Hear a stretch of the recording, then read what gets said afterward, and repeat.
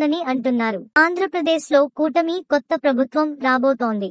అయితే అందరూ అనుకున్నట్లుగానే టీడీపీ అధినేత చంద్రబాబు ప్రమాణ స్వీకారానికి ముందే అమరావతిపై ఫోకస్ పెట్టారు.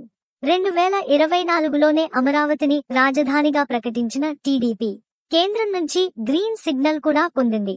అలాగే వైసీపీ 3 రాజధానుల అంశాన్ని తెరపైకి తెచ్చినా ఎన్నికల్లో భారీ విజయం దక్కించుకోవడం, ముఖ్యంగా ఉత్తరాంధ్రలోనూ కూటమి దూసుకెళ్లడం ద్వారా అమరావతి రాజధాని అని అన్ని ప్రాంతాల ప్రజల సపోర్టు కూడా పొందినట్లయింది. ఇప్పుడు ఎలాంటి వివాదమూ లేకుండా అమరావతి నుంచే పాలన సాగించేందుకు టీడీపీకి వీలవుతోంది. ఈ విషయంలో వైసీపీ అధినేత వైఎస్ జగన్ తీసుకున్న నిర్ణయం, చేయని పనులు టీడీపీకి ప్లస్ అయ్యాయి. అంటే జగన్ అధికారంలోకి వచ్చాక 3 రాజధానుల అంశాన్ని తెరపైకి తెచ్చి అమరావతిని పక్కన పెట్టారు. కానీ 5 ఏళ్లు గడిచినా 3 రాజధానుల్లో ఒక్కదాన్ని అభివృద్ధి చేయలేదు. ఆ దిశగా అడుగులేవీ పడలేదు. అదే చంద్రబాబుకి ప్లస్ అయ్యింది. ఒకవేళ జగన్ 3 రాజధానుల నిర్మాణం చేపట్టి ఉంటే ఇప్పుడు కూటమి అధికారంలోకి వచ్చినా రాజధాని అంశం సమస్యగా మారేది. ఎలాగంటే 3 రాజధానుల్లో జరిగిన నిర్మాణాలను కూటమి ప్రభుత్వం కొనసాగించాల్సి వచ్చేది. కానీ కూటమికి అమరావతిని అభివృద్ధి చేయాలనే ఆలోచన ఉంది. ఇది చంద్రబాబుకి సమస్య అయ్యేది. జగన్ ఏమీ చేయకపోవడం వల్ల చంద్రబాబుకి అమరావతిని నిర్మించే పనికి గ్రీన్ సిగ్నల్ పడింది. ఈ 5 ఏళ్లలో చంద్రబాబు అమరావతిని ఓ స్థాయికైనా అభివృద్ధి చేస్తే ఆ క్రెడిట్ మొత్తం చంద్రబాబుకే దక్కుతుంది.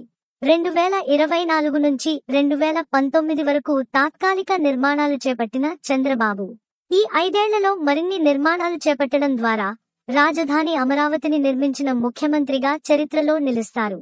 ఇదే సమయంలో తన 5 ఏళ్ల పాలనలో అమరావతిని ముట్టుకొని జగన్కి ఈ క్రెడిట్లో దక్కేదేమీ ఉండదు.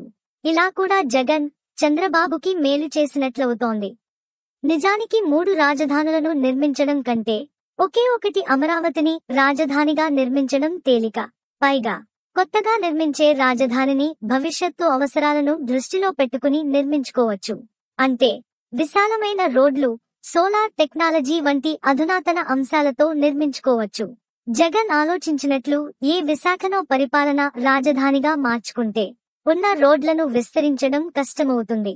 దాంతో నిరంతరం ట్రాఫిక్ జామ్లు, మరెన్నో సమస్యలు వస్తాయి.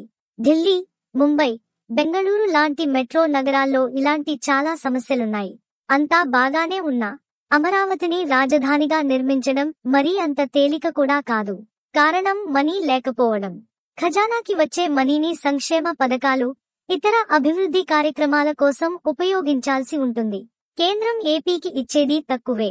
రాజధానిని నిర్మించడానికి కూడా కేంద్రం భారీగా నిధులు ఇస్తుందనే నమ్మకం ప్రజల్లో పెద్దగా లేదు.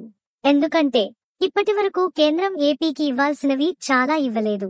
ప్రత్యేక హోదా, విశాఖ రైల్వే జోన్, కడప ఉక్కు ఫ్యాక్టరీ, పోలవరం ఇలా చాలా డిమాండ్లను కేంద్రం నెరవేర్చలేదు. అందువల్ల ఈ 5 ఏళ్లలో రాజధాని నిర్మాణం ఎలా ముందుకు సాగుతుందన్నది పెద్ద సవాలే.